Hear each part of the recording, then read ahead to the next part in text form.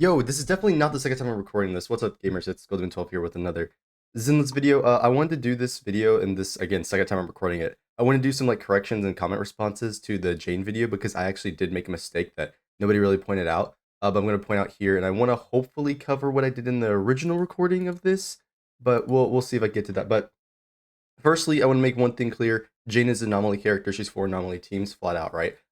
I was just mentioning that there are other options that would work okay, not that you're gonna run it. Realistically, you're running it like this: Jane plus another anomaly character plus Seth or Rina or Lucy. Like you're doing some combo of this, right?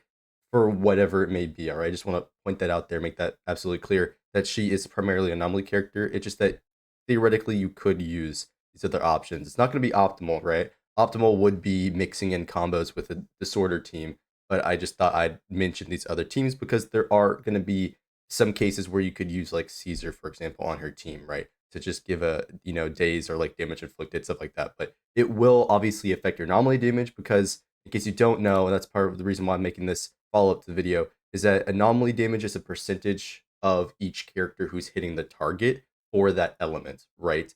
And as well as something, in case you don't know, is that the scalar for disorder is different per element, right? The disorder damage on the DOT elements is higher than the disorder damage on the flat like effect elements, right? Being assault and shatter, as you can see here, right? And I also want to do a clarification, is I actually messed up the damage calculation. You saw in the previous one that Seth had higher shock disorder damage than Rina.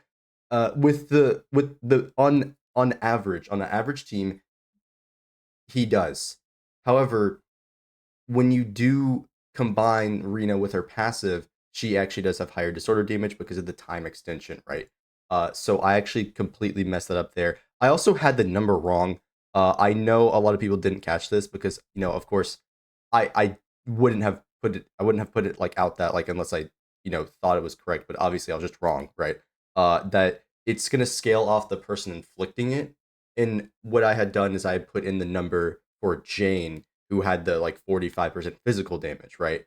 And she's not the one inflicting shock. So the disorder shouldn't scale off that number. It should scale off the 10% from the electric unit, right? So that was a mistake there, and I want to correct that with this video. And then also, again, mention stuff like Nakamata. So hopefully I can cover all that. There's a lot of comments, a lot of good ones, right? So I really appreciate the fact that I'm here. I haven't checked my subscriber count yet, but the Jane videos are popping off, bro. I'm like nearing 1,000, like insane support. So thank all of you. And this one comment's getting 20 likes. Like we can all agree, take more clothes off, Jane. But yeah, hopefully I can hit all those marks in this video because there's gonna be a lot of stuff to talk about specifically. But the first thing I want to talk about is a comment I did see. This one right here, talking about Jane plus Seth.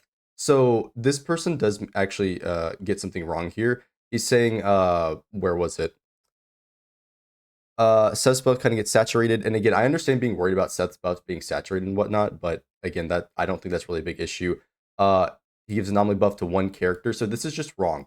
Seth actually gives the anomaly buff to all characters. I checked in game, and in fact, I'm gonna pull it up for you guys so you can see and like so I can like prove that he does it.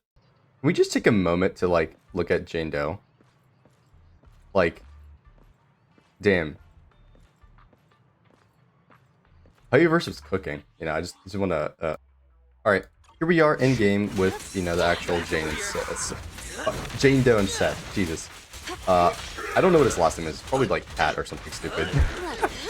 Nah. But yeah, in case you don't know, you can actually trial them in the game right now to actually look at all their abilities, as Playverse does actually allow you to look at the stats and everything of the character that you're playing as early if they're in the game and playable, right? So that's pretty cool.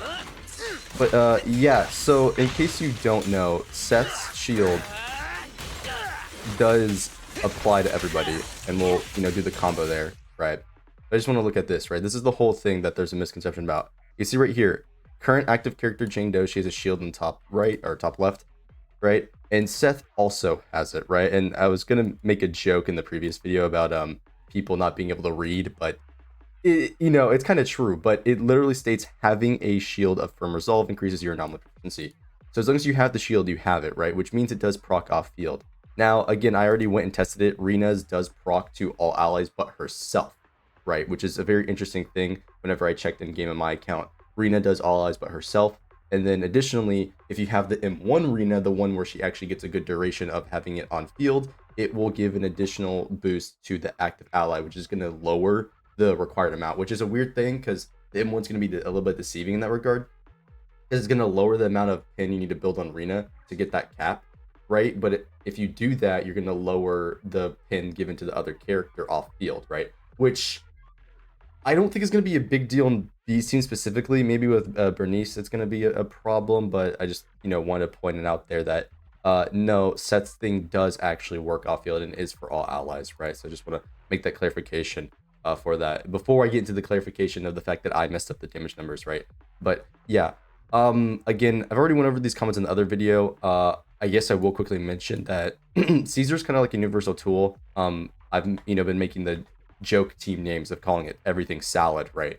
But Caesar and Lucy's gonna be like a salad comp where you can run anybody else in that first slot because they're just a pretty much dual, enabler of everyone, right? So you realistically can run those two plus pretty much anybody and have a decent enough team, right? It's not gonna be the best or optimal in any case, and that's sort of something I want to, emphasize in this video that like running a Caesar like Seth Jane team isn't necessarily going to be optimal. It's going to be an option that's going to be comfortable for certain players, right?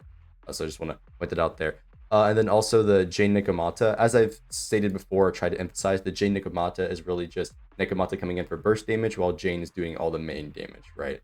So it's really just a Jane team with Nikomata being there just to do some burst. Not necessarily optimal, needs to be tested, right? But again, the important thing to mind is that not assault, but the anomaly proc is a percentage of both characters, and so if you put Nekomata on field to attack, your anomaly damage is obviously going to drop for a couple of anomaly procs while Nekomata's on field, right? So like 1 or 2 procs while she's doing her ultimate and stuff, it'll have lower damage. It's still going to crit, but it's going to be lower damage than if Jane was on field. So it's going to have to go up to testing to see if it's really like viable in any regard, right? It's just something that would work a little bit. And let's not even, I've already mentioned that like if you disorder one way, it's going to be lower damage, and I guess I can throw that in here. For Jane's team specifically and disorder in general, unless it's one of the dot elements, right? If you put Grace on field, for example, Grace is on field, she procs shock, you put Jane on, you proc disorder, and then Jane, with Jane crits, right? It's going to remove that shock and do the highest damage value of what you see right here. So like this higher damage value is going to do this one. But then after that, if you go back in with Grace to apply shock a second time, it's going to do this lower damage value because, you've got the fizz debuff on the enemy, right? So it's going to flip-flop between the different disorder numbers, the higher and lower one, because of the nature of, disorder. I just thought I'd mention that. So if anyone's like, wait, my damage isn't as high as I thought it would be, it's because it's going to be whichever one's the primer and the activator, right? Between the two elements. So this can lead to disorder teams with the dot elements being stronger if you're constantly proccing it, which is going to be good for Bernice because she's fire, and so you can do fire shock, get a lot of damage off. I just thought I'd mention that, but again, it's going to need some labbing with when the other characters come out, which can be the most optimal. But if anybody's worried about like Bernice being bad or anything, she won't be, right? Because you're going to have other anomaly characters to work off of her regardless, right? And then, yeah, Jane Caesar, I've already mentioned this. It's going to be a good core for like anybody out there, right? So that's fantastic. I don't want to spend too much time on that. I want to keep this, going. I've already talked about this in the other video. Caesar's going to be a good upgrade in terms of giving options and as like a stunner for everybody in the whole game. So good value pick for free-to-plays or just in general as of right now. Of course, that could probably change when we get other characters, and Quinn Yi, like the current banner, is going to be really good, insane value for a lot of DPS. So again, it's going to like just vary on what you're looking for in a character in terms of account. Thank you for the comments. I've already addressed this one. I think Seth is designed for on-field anomaly DPS. This doesn't matter. All the supports that they're doing have a quick assist, and this is just a good thing to activate weapon passives, if anything, right? And then going Lucy, Jane, Seth. Again, Lucy can work anywhere because you don't really need her passive, so that's fine. For this order, I think Rina and Lucy might be better since Jane and Grace will be sharing the on-field time.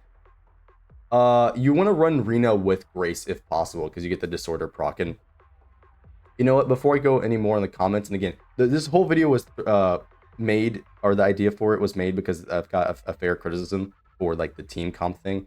in the comment section, and so that's why I wanted to make this clarification here, and so you guys can figure out how to build them correctly. I know it's like 10 minutes into the video that I'm actually making use of the title, but the clarification here was, as I already stated in the beginning, I messed up the actual damage percent of the skill.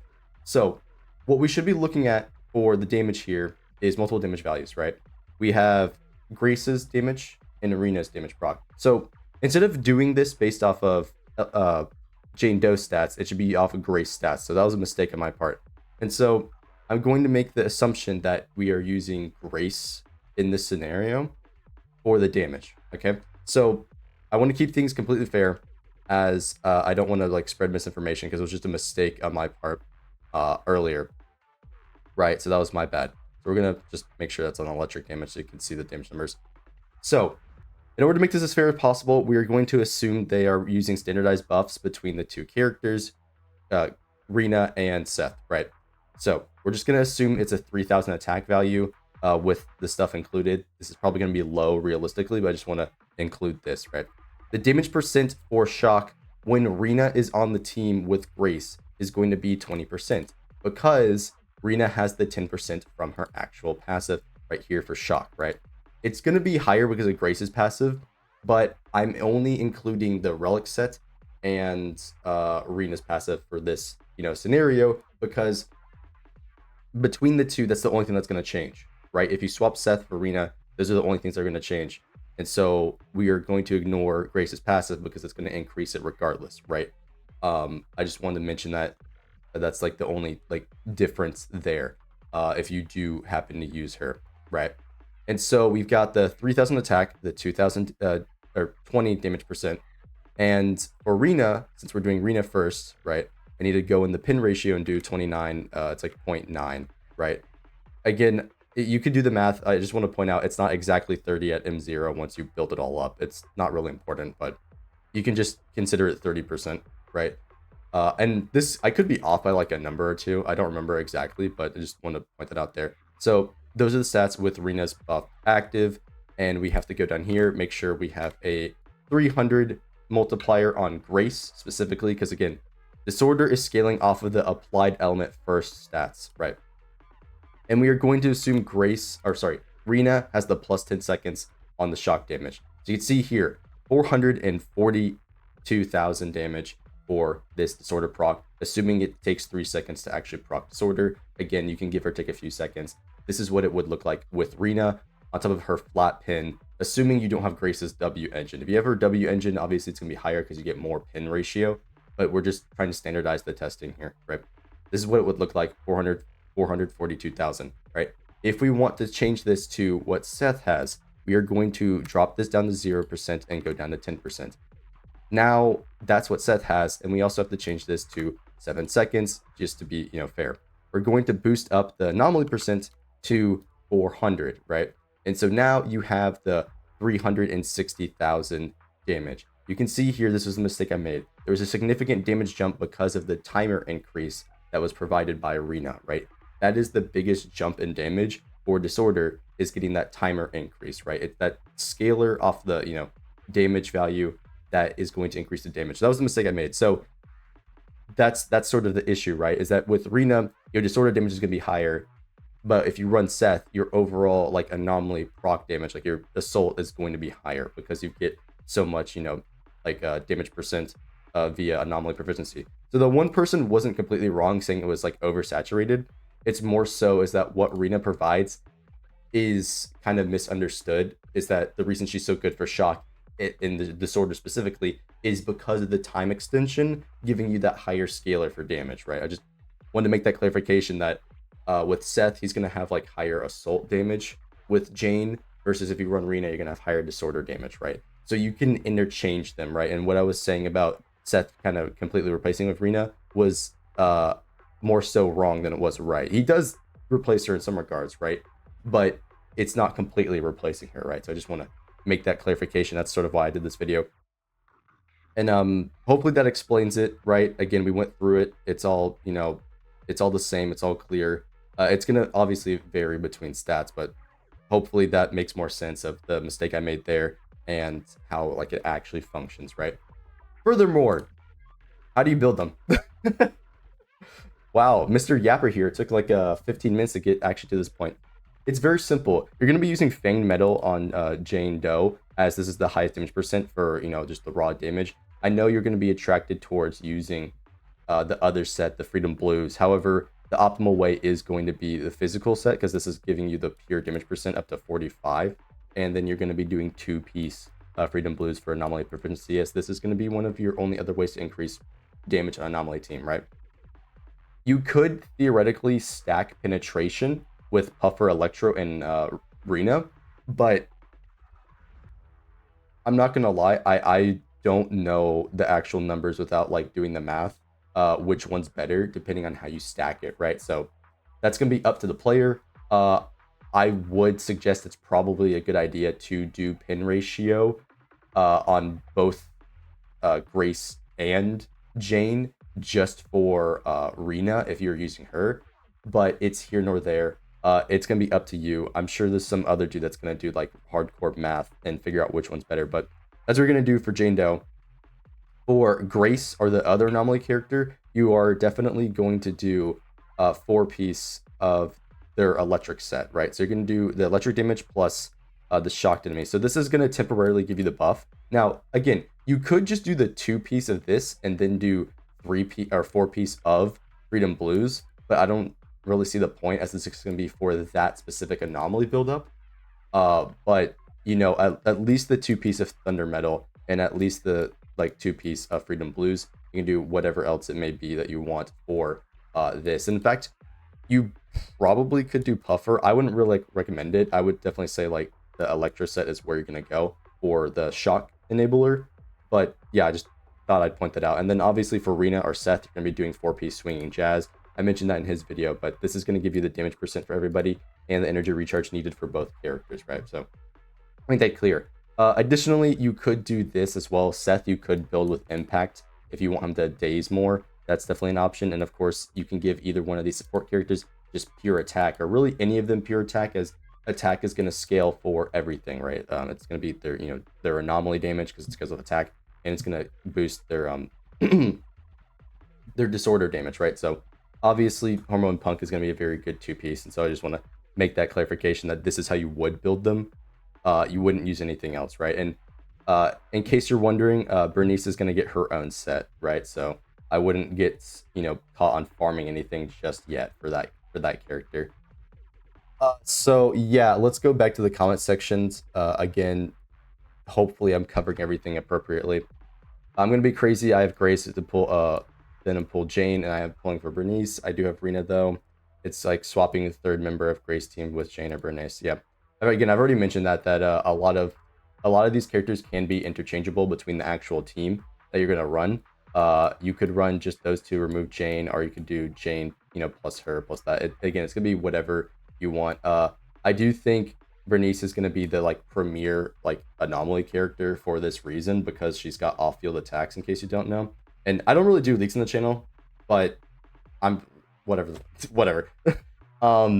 But yeah, she's gonna be very, very strong for anomaly teams, right? And then again, while I did mention characters like Billy, Nikamata, it's more of just so like it gives them another option, not necessarily optimal. Wondering if you could do this with like Piper for Disorder team. It does feel like she'd have such a high anomaly rate, but maybe it's because it was in the story, and when she comes out thinking of making Zhiyuan, Jane Doe, Nicole, at least see if it works. This team won't work too well because Zhiyuan needs them to be stunned to do her max output, and actually her anomaly is really bad in the story. Her stats are bad in the story, in case you didn't know. So you can do a lot better with Jane Doe specifically, right? Nice video. Yeah, thank you for the sub, bro. Zenless Unofficial is there. Good people discussing theory crafting, even some I'm not gonna lie, I low-key have beef with the Kaching mains. I'm not gonna lie, that's an unrelated story. ZZZ, blah blah blah. Yeah. Thank you for the comments, guys. Like seriously, it's great. Great video between Bernace. Yeah, so I already commented this on Bernace and Caesar. And I again, it's the same thing. Caesar's a jack of all trades, master of none sort of thing. Like she's a universal tool that's gonna enable everybody for flexibility. And Jane Doe's gonna be like the hyper setup for anomaly teams, right? Bernace having outfield procs is great. Caesar, this guy again. This could have been like autocorrect, but Scissor for shield stun, Bernays for nice anomaly damage. Yeah, and then again, Caesar's gonna be good for general use. Would Jane Doe and Caesar go well together, or will Jane plus Seth be better? Uh, we still don't know. Caesar will be very good though overall. Yep, true. Yep. Uh, would Jane Caesar go well together, or will Seth? So here's the thing I will mention. I did mention this slightly in the Seth video, is that Caesar and Seth kind of have conflicting interests in terms of the team. Now you could run all three of them together and get the uber damage percent that would be enabled from Caesar, but I don't necessarily think it's going to be better than running another anomaly character for disorder procs, right? So you could do it if you want to run it because you like all three of those characters as your favorite, but there are conflicting roles between the two. The one thing that Caesar will provide over Seth though is the fact that you get like just pure interruption resistance. So like it might be more comfortable for a player to actually use there. So yeah. Why is no one talking about which Bang Boo to use for her? I'm 20 pulls away from my buzz Bang Boo. If you guys want to know what Bang Boo to use, you're gonna use either an electric Bang Boo or a physical Bang Boo. You're gonna use whatever Bang Boo you want based on the element, right? So if you do physical Bang Boo, that would allow you to do physical buildup while the electric character's on field. If you use an electric Bang Boo, you're gonna do electric buildup while the electric character's off the field, right? So again, it's really just whichever one you want. Considering if it's the Grace Rina team, you're probably going to use the electric boo just to make sure you get that proc off while Jane is on field and so on, right? And remember, Bang Boos can't even proc anomaly, so they're not going to mess with the damage because it's going to be scaling off your character's anomaly stats.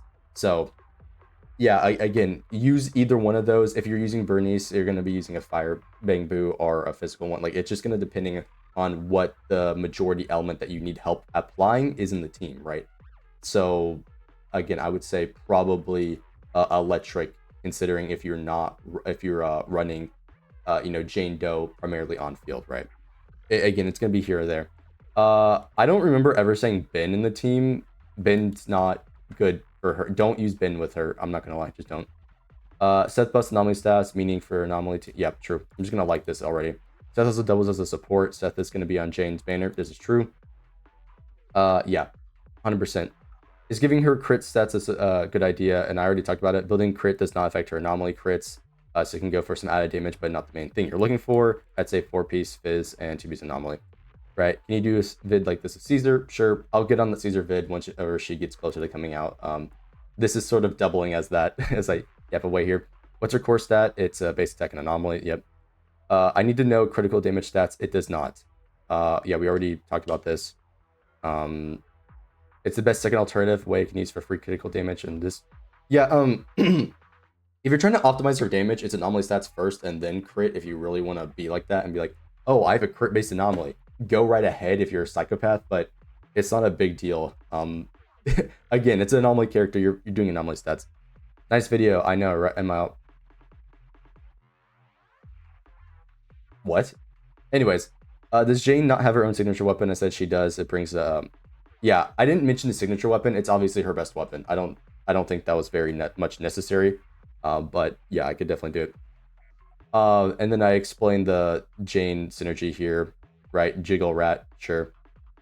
Neko needs support, being able to assist 50%. Wait.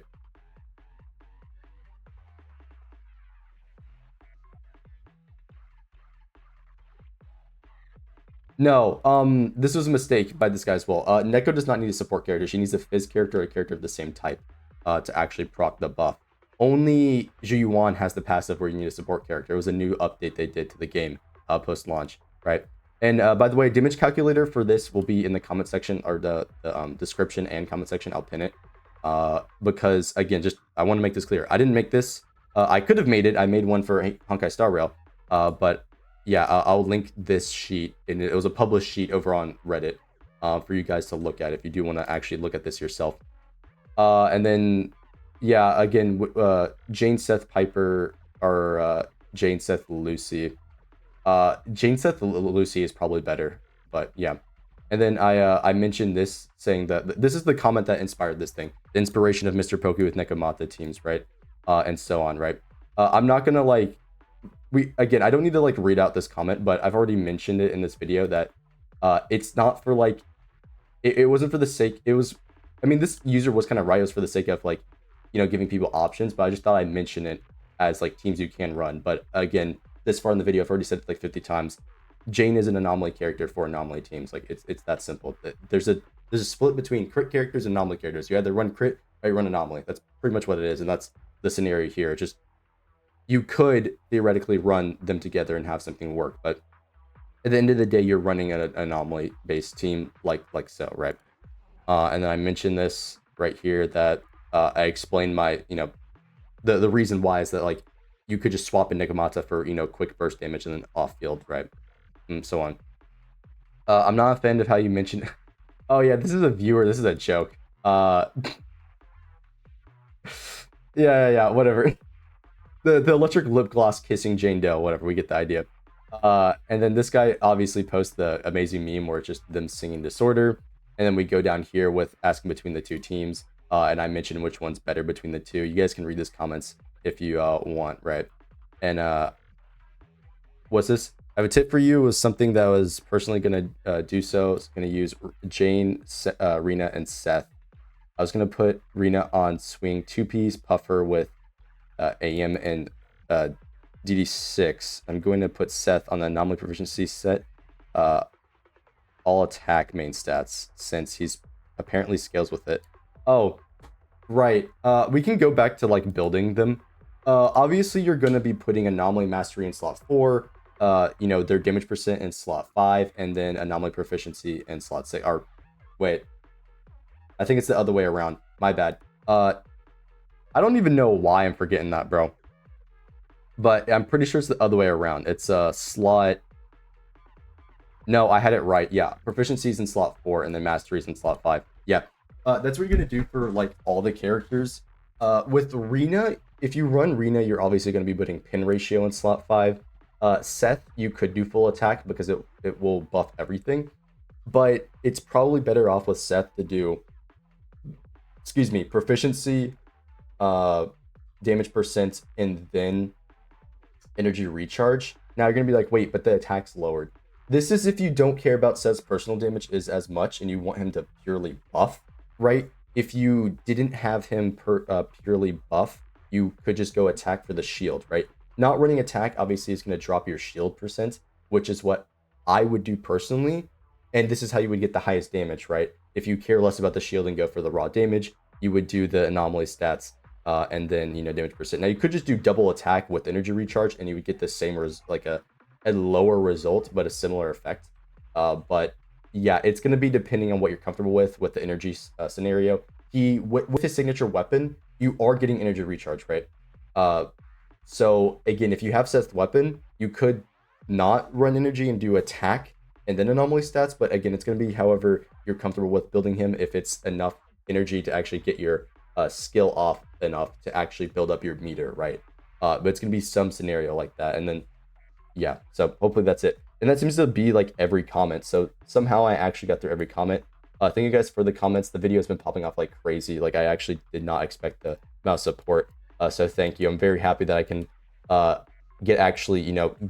get some attention via Zenless because this game is awesome between all of them. But yeah, hopefully this clears up any of the misconceptions from the video and the mistake that I made between the disorder damage, right? I'm honestly surprised nobody pointed out that I didn't actually change the multiplier for that, but I guess it is hard to mention when I'm yapping so much and going so fast. Also, shout out to the really funny comments I've been getting, like dark mode J Stern. I think that's hilarious. I should have put that in earlier in the video, but I just think comments like that are hilarious, right? I've gotten a few like joke comments I think are really funny. In case anyone was curious about the debuffs bar on bosses, you can actually see the like debuffs, and like there's a Seth's debuff there and Jane's assault debuff that is gonna apply to me. And I think that's gonna be everything for this video. I don't know if there's anything else I need to cover or mention. If you do have questions, of course you can join me on the Discord or ask them down below, whatever it may be. You can see everything in here though if you guys do want to read it out.